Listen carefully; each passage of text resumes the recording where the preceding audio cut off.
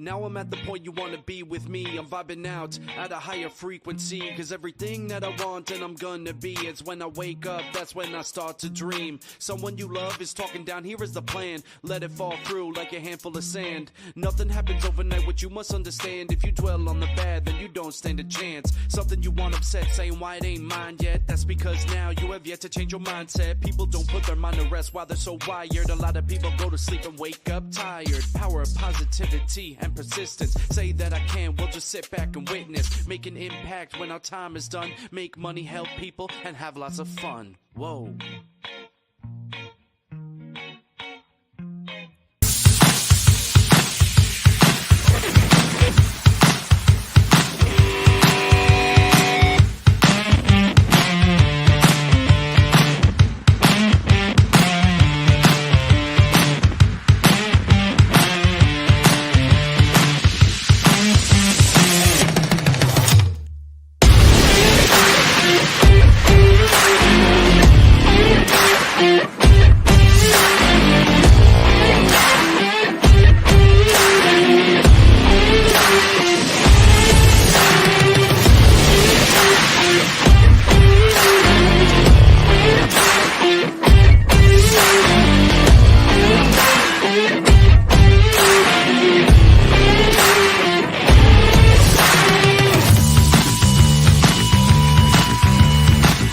Welcome to Office Hours, hosted by legendary sports executive, entrepreneur, and investor David Meltzer, where the brightest millionaires, billionaires, and entrepreneurs in business, sports, and entertainment get together to talk about success, failure, and everything in between. There's so much more effort someone will give if it is not seen as the job, but the thing that they enjoy doing with their life. Take a deep dive into the mind of some of the world's most impactful guests. So I think oftentimes the thing that we're looking for is right there in front of our face. It's just disguised. But I actually really believe that not telling creative people what to do is exactly what you should do with creative people. To share their strategies and tools to dominate their respective fields.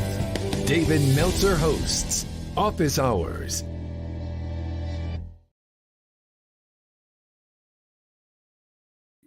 So much. I'm gonna hand it over to Jake to set the room, and he is still in Canada celebrating our country's freedom, and then off to a bachelor party. So, Jake, why don't you go ahead and set the room? Thank you, David. Hello, everyone. Welcome.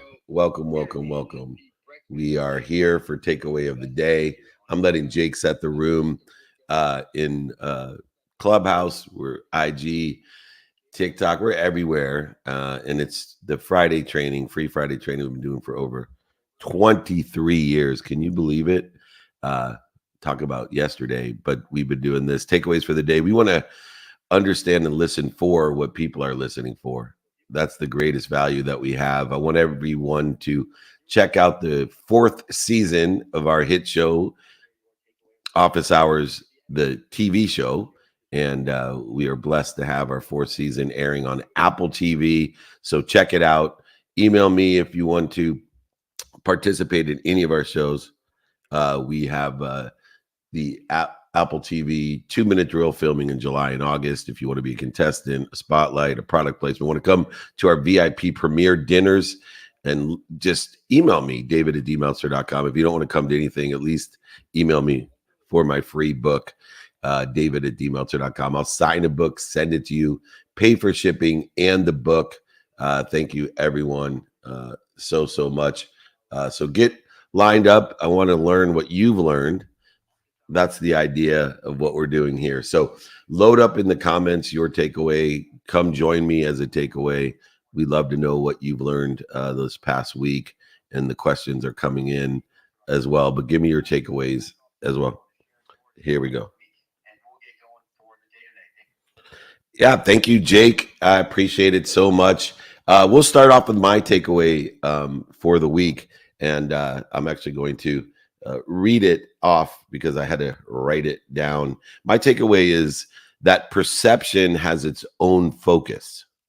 So beyond understanding how gratitude impacts our perception, finding the light, the love, the lessons in it, perception itself has its own focus. And this is where guys like Landry and Wayne Dyer came up with change the way you look at things, the things you look at change, because not only does perception have its own focus, but it gives meaning and consistency to everything that you see.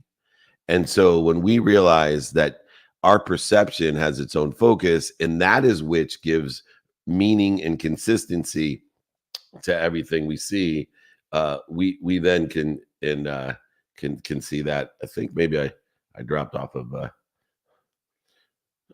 I'm back. Sorry. Hello. So I'm sorry. What I said was perception gives focus. And it's where Landry and Wayne Dyer came up with change the way you look at things, the things you look at change. Perception has its own focus, and your perception, how you find the light, the love, and the lessons is and gives that focus. And that allows you to have the consistency and meaning in everything that you see. And so when we look for things in other people, when we have a focus that's based off of our perception of someone, something, some circumstance, this is the catalyst to manifestation, because it gives the meaning and consistency to what we see in others, what we see in those circumstances, what we see in those events, opportunities, options, touches of favor, whatever it may be. So perception is a focus, is my takeaway, Jake, and it's going to change the way I look at things. Again, I thought perception was just something I participated in. I didn't know it had the consistency of that meaning that provided a catalyst to the manifestation of materialization of what I wanted from people, places, things, etc. Anyway, Jake, go ahead. Let's take on the first takeaway, and I got tons of them rocking and rolling all over the place. All right, let's do it. Let's start here on Clubhouse. Let's bring up Gigi. Gigi, if you want to unmute yourself and share your takeaway of the week, welcome. Hello, happy Friday. I hope you enjoyed Canada and Collision.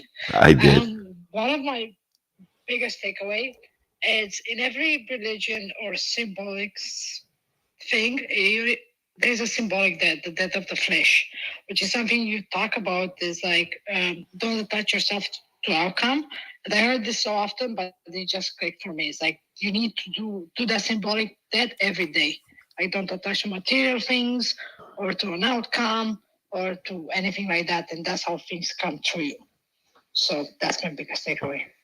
Yeah, that's a great takeaway. And I think some people struggle with the pragmatic world, with the flesh, with the embodiment. And if you go way back, Gigi, all the way back to Sanskrit, right? The first rule of being human, there's 12 rules of being human way back thousands and thousands of years ago before they had writing. They only had Sanskrit. But the first rule of being human is you are given a body.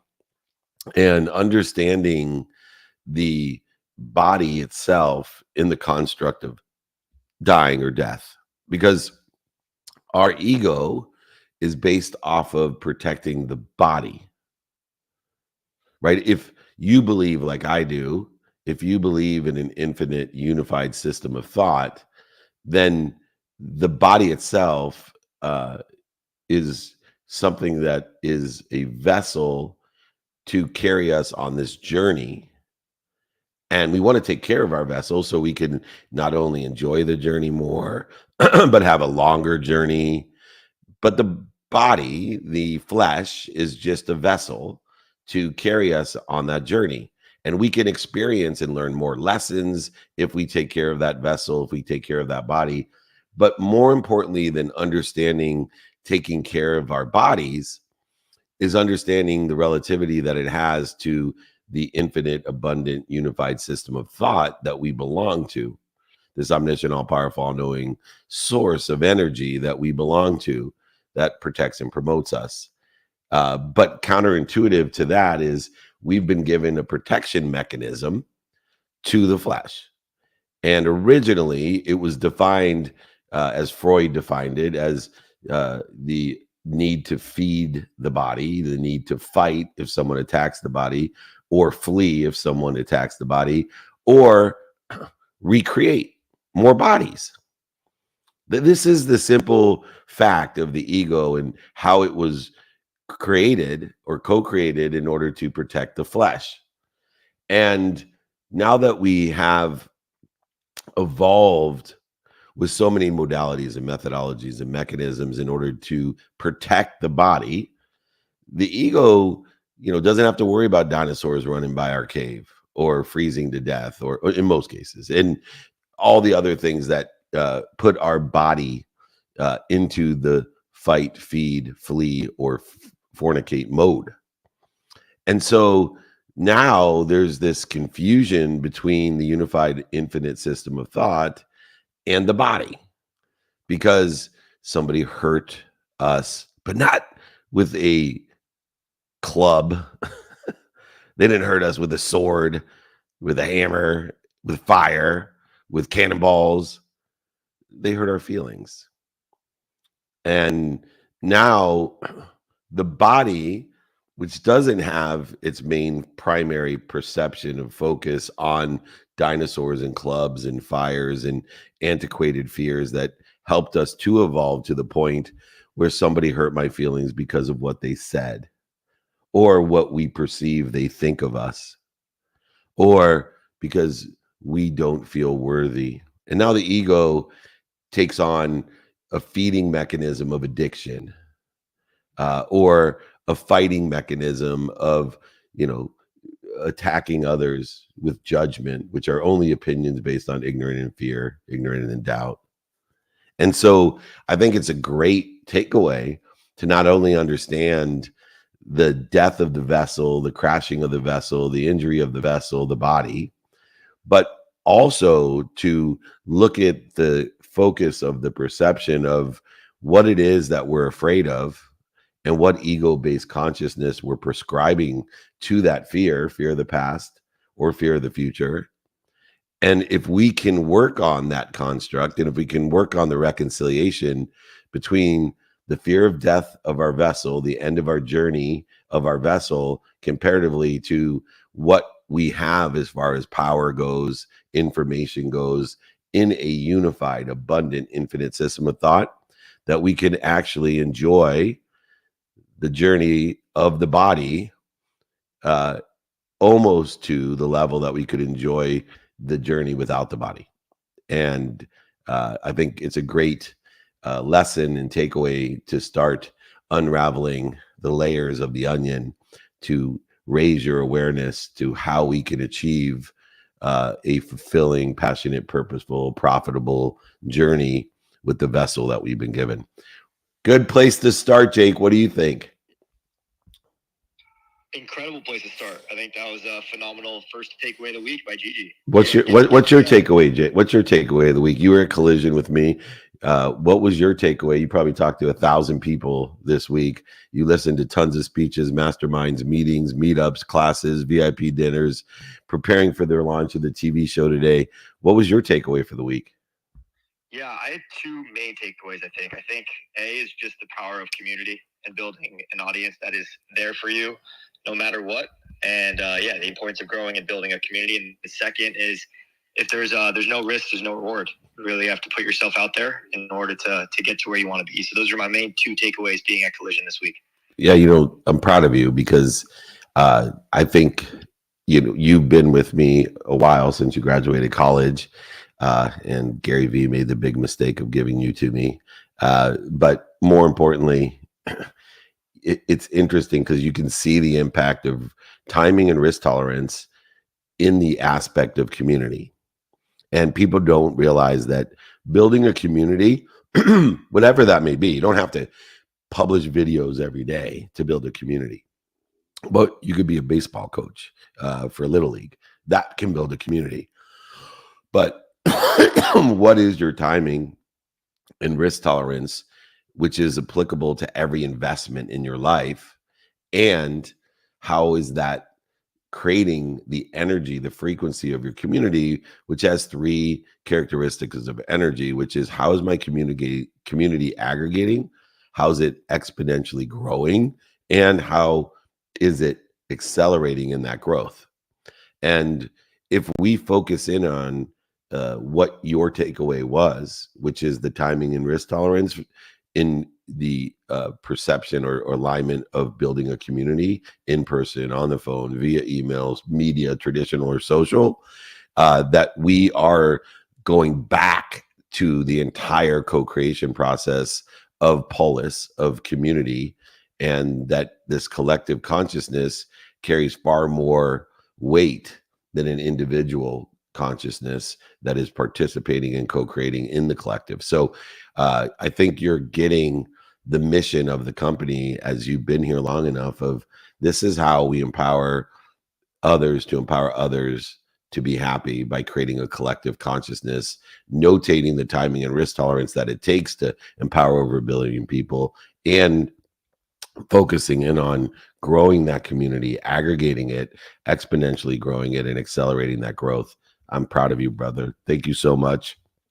Put him on the spot, and he came through with a home run. Thank you, Jake. Who wants to come through with the next home run, Jake? Thank you, Dave. Yes.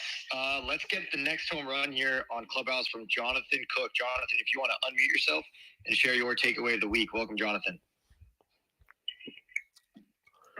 Man, this has been a great week. I have so many notes from this week. I probably just want to, it was touched on so much, but just say thank you for bringing back up the word synergy this week, where 1 + 1 = 11. And I tell you what, we have so many winners in this group. The power when we all lock arms together. I just had this visualization this week of just an army of locked arms people all going in one general direction together with a goal of growth. So that's it. Mine's simple this morning. Thank you guys for all you do. I'm absolutely addicted to it. I've been in here almost 2 years. So thank you guys for all you do. No, thank you for showing up. We want to hear from everyone. And I know there's been people that have been in here for years, and we're part of a community. I want to change or give you my perception of locking arms, because it used to be the picture that I thought of is a circle and everybody holding hands. But my new depiction or illustration of locking arms is one of my arms is reaching up high to ask for help for those people who sit in a situation that I want to be in. Everyone has their own skills and knowledge.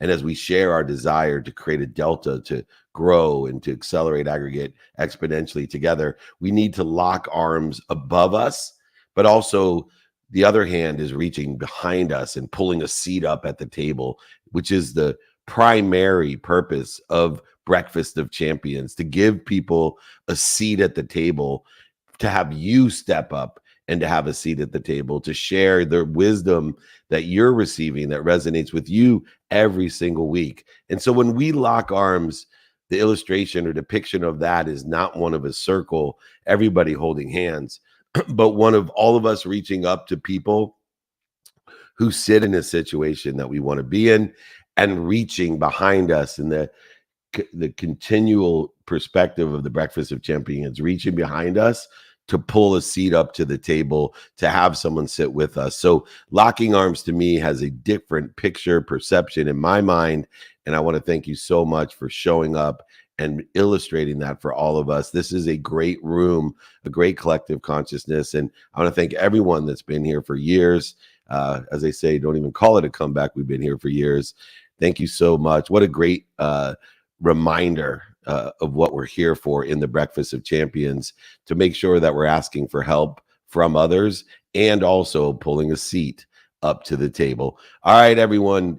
Jakey Bakey, why don't you reset the room? Remind everyone that we have our premiere on Apple TV today of Office Hours, the TV show, 4th season. We're filming 2-minute drill where you can win $50,000 of cash and prizes. We'll be filming that in July and August. All you got to do is email us, david@dmeltzer.com. I'll also, anyone that emails me and wants a book, sign it, send it to you, pay for shipping in the book. Jake, reset the room. Resetting the room here. Thank you so much, Jonathan, for sharing that with the room here at the Breakfast with Champions. It is 9:18 Eastern Time, 6:18 Pacific Time. We got 42 minutes left on David Meltzer's Hour here. Today's topic is your takeaway of the week. So if you have a takeaway of the week that you'd like to share, just raise your hand here on Clubhouse or back channel me, and we will aim to bring you up.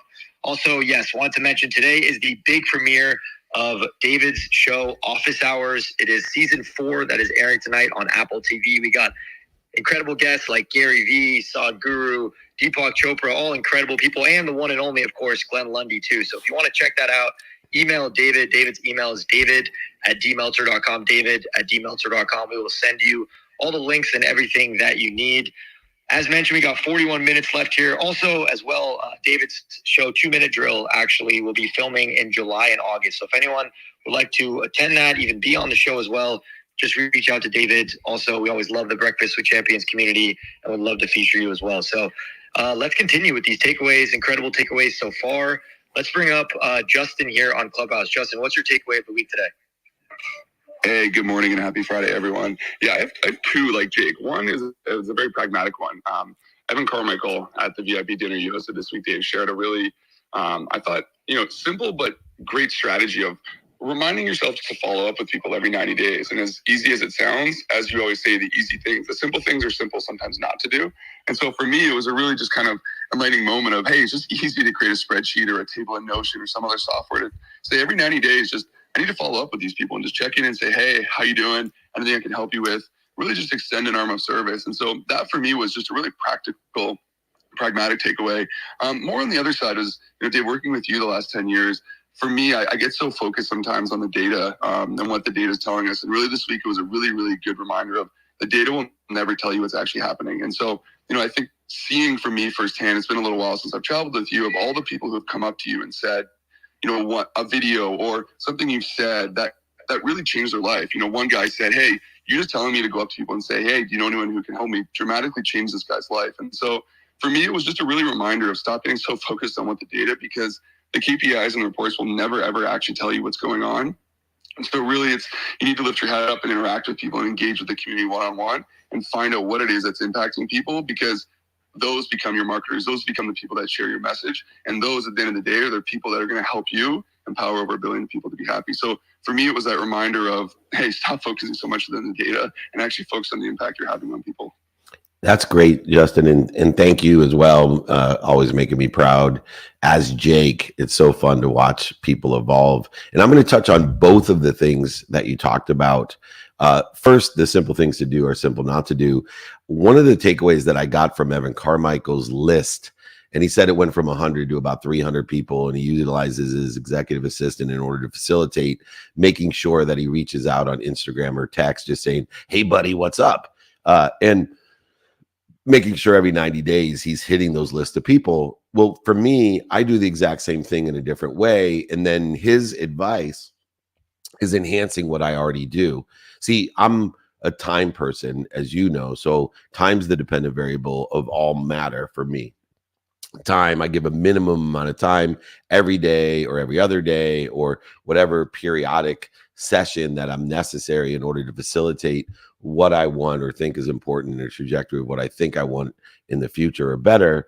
But more importantly, I realize, wow, I spend a minimum of 10 minutes a day, every day, 7 days a week, reaching out to people that are relative to me, family, friends, associates that I haven't talked to in a while. But what a great enhancement to the minimum of 10 minutes that I'm not just calling the same people within the context, that I can expand that by being more intentional, by having a list of 1,000 people that I go down and check off. And then I can also prioritize that list. So within the context, I won't use 90 days because I'll use every day. Within the context of looking down the list of 1,000 people, that I want to make sure that every person gets checked off. But some of those people need to be checked off 2 or 3 times within 90 days. And some of those people maybe only have to be checked off once a year. So by integrating other people's processes into what's best for me, right? Some people aren't daily people. Some people don't stay on the grid every single day, don't vacation every day either. And that's fine. I had a Zen guy yesterday tell me that today's his day of Zen, meaning the last day of every month, he goes off the grid and he evaluates what happened last month and what's going to happen next month. I think that's super cool, but it's not me, right? I'm a daily guy. And so I want everyone to incorporate these takeaways into their own lives and make them their own to enhance, accelerate, aggregate, exponentially provide outcomes for yourself. So that's the first comment that I have on the first simple thing to do that's simple not to do to stay in touch with people that we haven't been in touch to that are relative to who we are. Then I want to talk about data. Data is one variable. It's one variable, but it doesn't tell everything, especially according to the trajectory of what you think you want or better. And so data may, number one, be inaccurate, and two, it may not be important enough to effectuate what you think you want or better. So for me, in my perception of what I want to do, right, I want to create a community of people who help each other and know people who can help each other. I want to empower 1,000 people or more, to empower 1,000 people or more, to empower 1,000 people or more, to make a lot of money, help a lot of people, and have a lot of fun, to live in abundance, because I believe that's one form of happiness. And I've never met anyone who makes a lot of money, helps a lot of people, and has a lot of fun in their lives that isn't happy. And I'm good at all three of those things. I'm good at all three of those things. I have the skills, the knowledge, and the desire to empower others to do so. That community that I want to build is something over a decade now, Justin, that we've been together, that you being driven by data and being hyper analytic and super valuable as well, to provide me a variable that I can utilize in order to incorporate into my mission, into my perception of that community. But there's been many times over the last 10 years that you would ask me, well, I don't understand that decision. Like, how are you evaluating?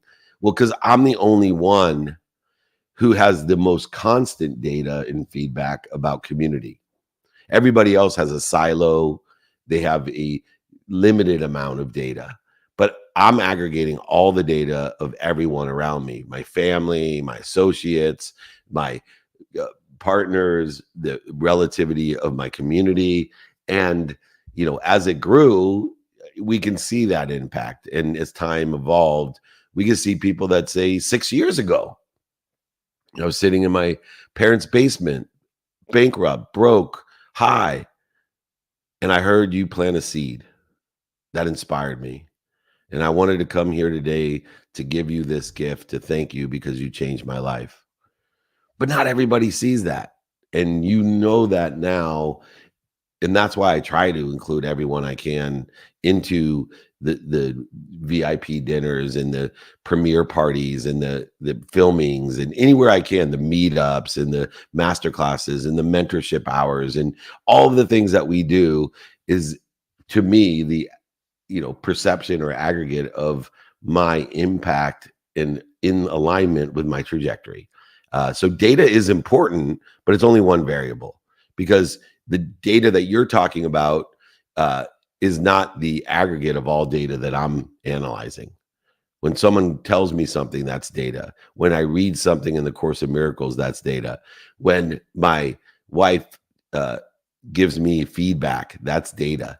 And so we all are the aggregate of the data that we see, or what I call information, right? So for me, sleeping provides me a download. Besides recovery, it's accessing info for the next day. And then I'm supposed to put it into motion, which creates the information that I need for the day. I'm so proud of both Jake and Justin, not only for being up early and helping us here today, but for the lessons that they're learning along the way in the journey of being such integral and important parts of my team. Thank you, both of you guys, for showing up, and everyone is benefiting from that as well. Jake, who's up next? We got a ton around, so just let me know where to go. Thank you, Justin. Thank you, Dave. Let's bring up the one and only Glenda, who actually was just with us at Collision. Glenda, welcome to the clubhouse. Oh, thank you so much. And it was an absolute pleasure to be with you guys this week, and so many downloads that have happened to me. And David, you actually have been a change in my life, and this week even turned even more changes. So you talk about the simplest things to do, and I've tried to keep it on, but now I'm going to actually put it out there to my group of people of just the easiest, simple thing of every morning and every night to say thank you. And from what life has really taught me throughout the times of all the times I've been knocked down, for every knockdown, there has been something to be always so grateful for. And I hold on to that deep in my heart. But we tend to forget that time when it's a little difficult to still say thank you. So I will continue through the next 90 days instead of 30, every morning and every night, to say thank you. And I will put post-it notes up around me to remind me to say thank you for everything, for the fact of being able to walk, to be able to breathe, and to be able to maybe be of service to whoever I can. And the other huge takeaway that I had this week is to turn around and ask, because throughout my life I've been a giver and never been able to ask and be able to take. I grew up being a giver, and it's been one of the hardest things in my life is to ask for others, and always thinking that I'm a burden to others to ask. So thank you for giving me this huge takeaway, and for having the kindness that you do have, and the love in your heart that you give so many, and for allowing me to actually reach out and ask. That's my takeaway. Thank you. Yeah, thank you. And it's so funny that you brought up gratitude first, because I'm blessed to have over 80,000 people that have registered for training now. Used to be a few people at Lee Steinberg's office in Orange County that I buy lunch for. And I'm still trying to figure out how to buy all these people lunch that show up. But there's amazing in the comments how many people, gratitude is my takeaway, gratitude, gratitude, gratitude, gratitude. And yet everyone learned gratitude by the time they're 3.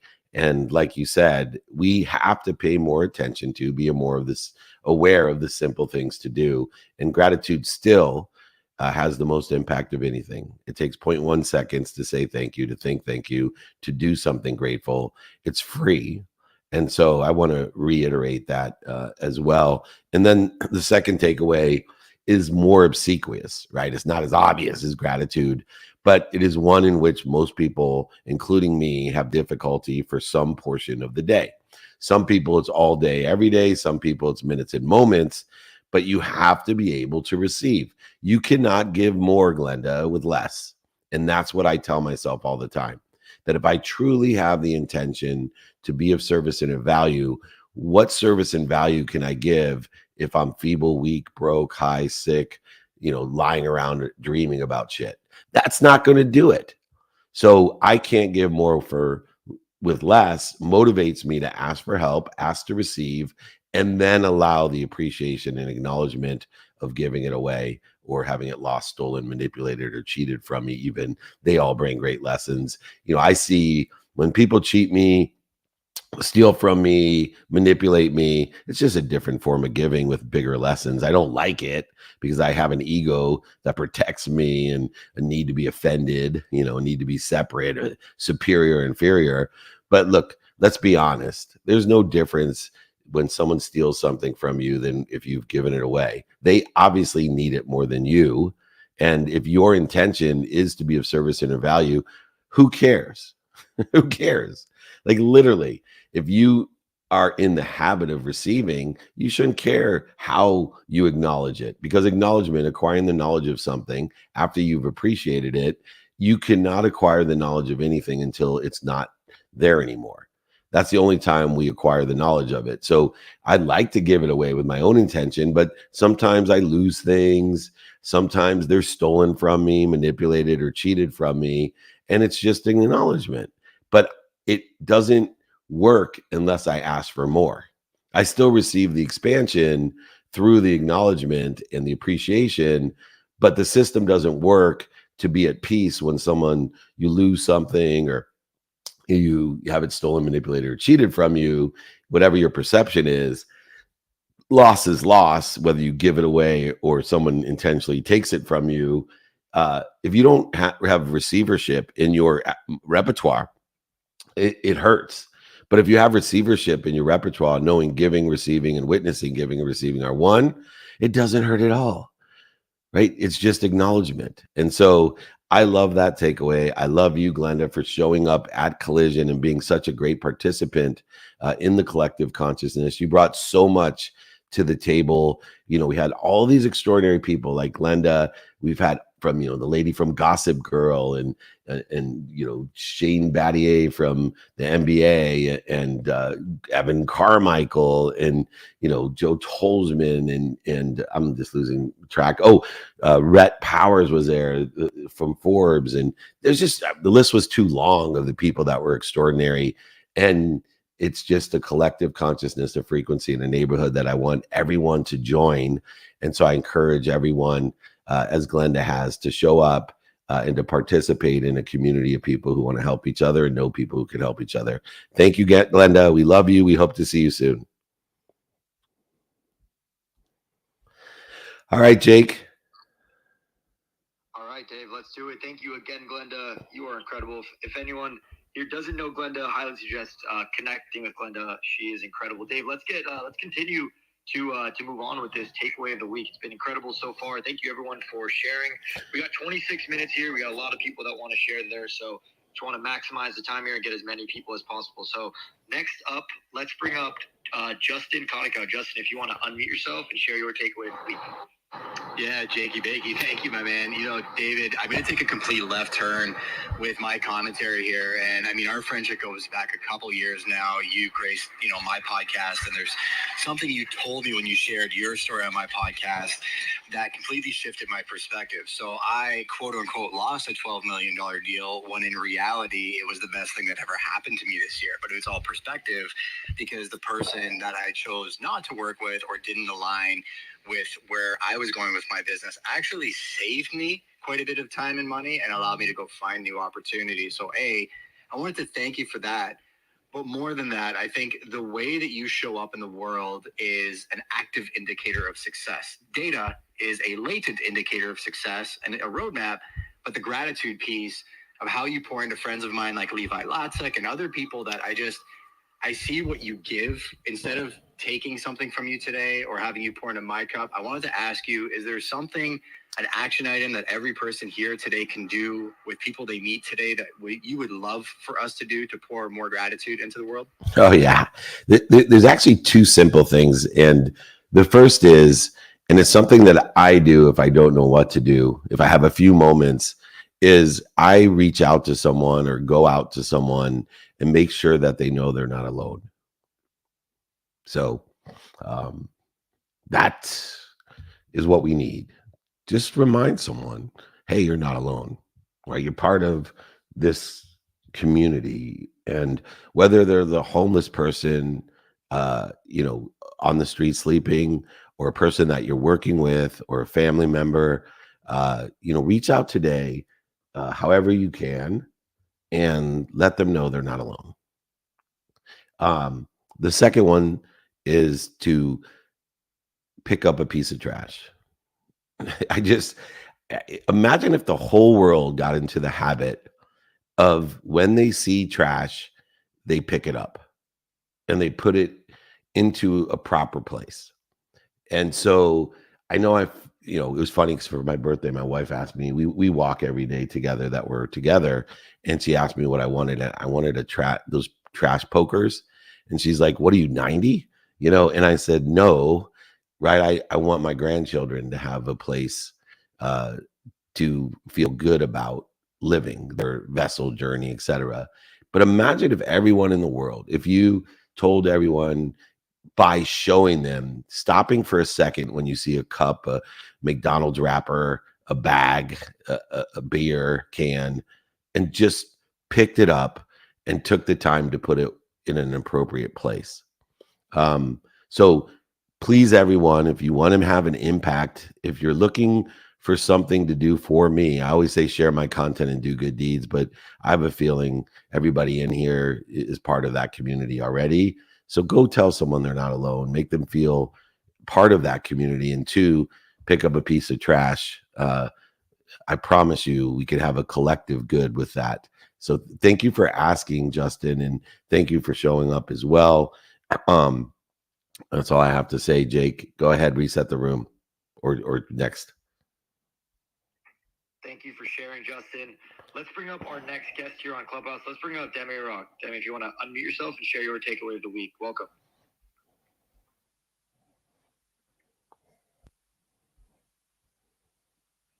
All right, looks like Demi's still on mute. Let's bring up Colleen next to share her takeaway of the week. Welcome, Colleen.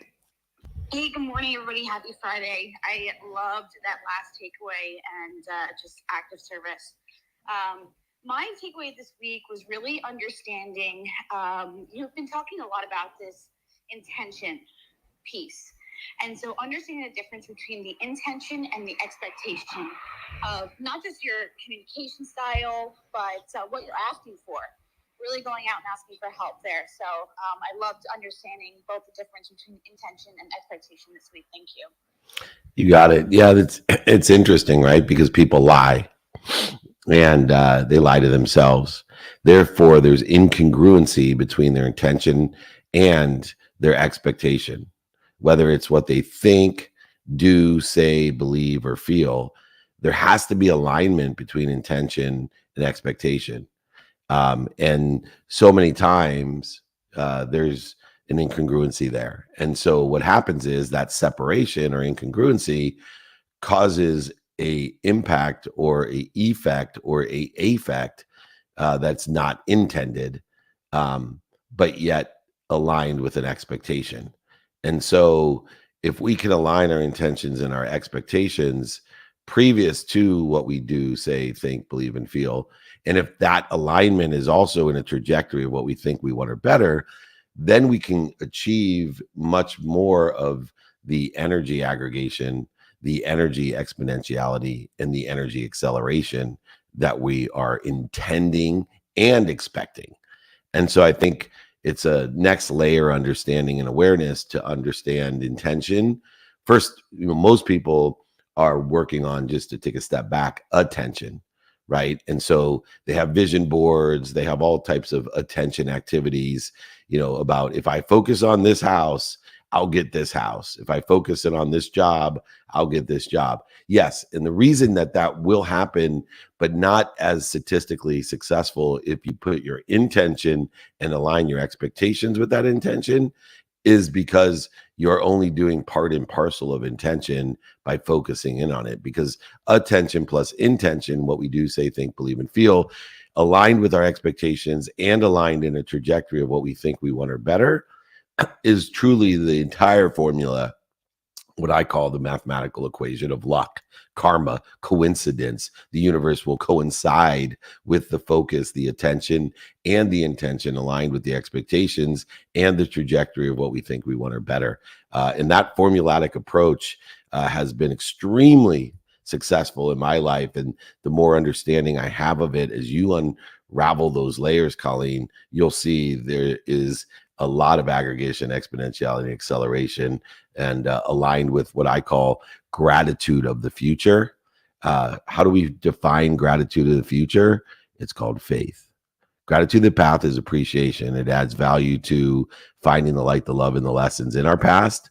But gratitude of the future is faith that there's something bigger than us that loves us more than our mom, that's protecting and promoting us, giving us everything we want or better. We may just be too stupid to realize it was better, like the $12 million deal that Justin lost. But I promise you, as we unravel linear time, it will reveal itself as being better, the same as even my bankruptcy of losing over $100 million has unraveled itself and revealed itself of being a better outcome than keeping all my money at that time. All right, Jake, we got about, 17 minutes, 18 minutes left. Go ahead. Do you want me maybe to take one takeaway online? Because I got like hundreds here, and I don't want to ignore the seminar people with all those people. But I love the interaction on Clubhouse. Is that fair, Jake? That sounds good. And when you're back, we'll bring up Demi Rock. All right, perfect. So this is my takeaway is the Optimist's Creed. Now, I'm a toptimist, the top of optimists, so I had to read this one. Promise yourself nothing can disturb your peace of mind. So spend minutes and moments in interference. Talk health, happiness, and prosperity. Say what you want in a trajectory of what you think you want or better. Make others think there is something worthwhile in them. Let them know they're not alone, that you love them, that you're proud of them, and you always have their back. Look at the sunny side of everything. Utilize gratitude as a lens to find the light, the love, and the lesson in everything. Work for, look for, and expect the best. That means that you do say, think, believe, and feel in a trajectory of the best your potential. Clap onto the success of others. Elevate others to elevate your success. Celebrate everything celebratable. Be a celebrant, not a celebrity. Press on to the promise of the future. Move on from the past. Give the meaning of the past that you want in the trajectory of your future. The only thing that will limit your future is your own self-image. You never will overachieve your own self-image. Give a smile to every living creature you meet. Oh, what a powerful tool that is. Not only will you provide dopamine, oxytocin, serotonin, and endorphins to the person you're smiling at, but it also will occur for you and anyone that witnesses you smiling at every living creature you meet. Giving, receiving, and witnessing that smile will provide the dose of happiness that we're looking for. Finally, in this creed of optimists, be too large for worry, too noble for anger. Stop, drop, and roll, understanding what we want in the trajectory of what we think we want. Spend minutes or moments in fear. Remind yourself of the first takeaway. Be the vessel that you want to be. Interpret and know how fear is helping you understand where and indicate where you don't want to be. All right. I love that. Jake, go ahead. Let's bring up our next friend. Let's do it. Let's bring up Demi Rock. If you can unmute yourself, there we are. Welcome. Hey, good morning, everybody. Yes, this is Demi Rock. Good morning, Breakfast with Champions, David and Jake. This is a great conversation, as always. And David, you know, when we talk about the brain and like these dopamine hits, I feel like I've been a dopamine chaser all my life. And recently, you know, I've been working with my inner child. And so I would definitely say my takeaway today is about, you know, don't, you know, let the battered inner child hold you hostage. And what just came to mind was when you were talking about the dopamine, it's like, it all comes down to the brain. And, you know, I realized that my traumatized, you know, inner child, maybe, you know, it's been playing tricks on me, right? And so I understand now that my brain is just protecting itself from the things that, you know, that might potentially harm me. So, you know, the fear, you know, so that's, you know, that's one of the things that's protecting me from is the fear. And so even when it's the false evidence appearing real, you know, our brain still acts to protect us. And so finding ways to just hijack or, you know, hijack that fear by understanding that our brain will do what it takes to protect us because it's, you know, a primitive brain. But we can, just by being aware that it's doing that, we can look at our fear and realize that, oh, it's okay. The brain is just protecting us. But, you know, take my hand, inner child, and let's walk together because, you know, don't let the inner child hold you hostage. And so that's my takeaway. Thank you for being here as always. I'm grateful for you. Oh, thank you. And thank you for showing up. And I have a little exercise for everyone when we're talking about our inner child that has helped me in this perspective. And so for me, I will go and close my eyes, go through the top of my head and find where I am inside myself. And when you try and practice this exercise, it's really funny. The first time that I did it, I found myself in my stomach and there I was, and I notated the age I was. And I was 5. And, you know, the person who showed me this exercise and talked me through, close your eyes, breathe, picture yourself entering the top of your hypothalamus into your head and look for yourself. And there I was at 5 years old in my own stomach. And then talk to yourself. Hey, what's the matter? Well, notating that when I was 5, my dad left. And I feel responsible for my mom. And I'm at fault for my dad leaving. And this conversation that I had with my 5-year-old self to start to heal some of that brain work of fight, feed, flee, or fornicate that is based off of an inner child, of an interpretation of a past event, to be able to change the meaning of my past from one of punishment to one of protection and promotion, to tell myself I'm not responsible. I'm 5 years old. Seems silly as an old man, but it was extremely beneficial and impactful in my life. And I continue to search for my inner child when I feel separation, when I feel the ego-based consciousnesses, when I don't feel right, when I feel interference, as you say, that false evidence appearing real. When I feel that, I often journey outside of myself, back inside of myself, and look for the inner child that sits in my heart, in my stomach, wherever it may appear, at whatever age it is.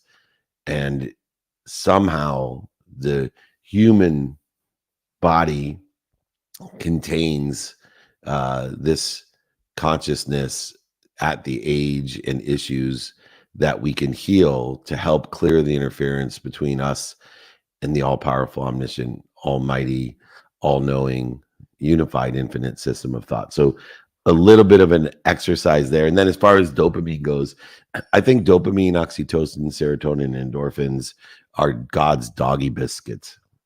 I do. I really believe that. And I think it's an indication to keep doing and behaving in that way when we receive those four things, a dose of happiness, I call it. And so, when we give, boom, keep giving. When we receive, boom, keep receiving. When we witness it or are aware of giving and receiving, boom, more of it. And so I also think that there's, the other side, God's rolling up a newspaper and slapping us on our tail with cortisol. Hey, stop doing drugs. Here's some cortisol. Stop eating improperly. Here's some cortisol. Stop treating your body this way. Stop talking to yourself this way. Here's some cortisol. And so I see, as a co-creator, a mechanism for the body that these doses of happiness and doses of inflammation or dis-ease, doses of ease and doses of dis-ease, I could articulate it probably better, are simply God, or whatever you believe in, way of saying, continue this behavior and stop this behavior. And we are blessed to have those indicators for all of us. So just two little comments on an extraordinary takeaway for all of us that can benefit from it. So thank you so much. We appreciate it. Jake, go ahead, reset the room for the last 9 minutes. Perfect. Thank you so much, Dave. Thank you for those questions online. We got 9 minutes here for the takeaway of the week training here on Clubhouse and all social media channels. Let's, I will quickly reset the room. We got 8 minutes now. Let's bring up the next question to maximize as much time as possible. Let's bring up Akshay here on Clubhouse. Akshay, if you want to unmute yourself and ask David, or actually share your takeaway of the week. Welcome. Thank you.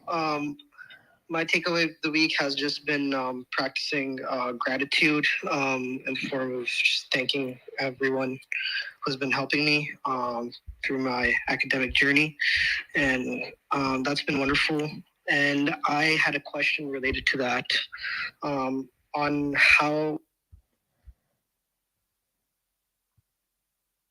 and if you could share how we can, or how I can improve expressing gratitude in a way that comes from my intrinsic motivation to do so, not to do it for the dopamine effects of feeling good about myself, but doing it because it's the right thing to do.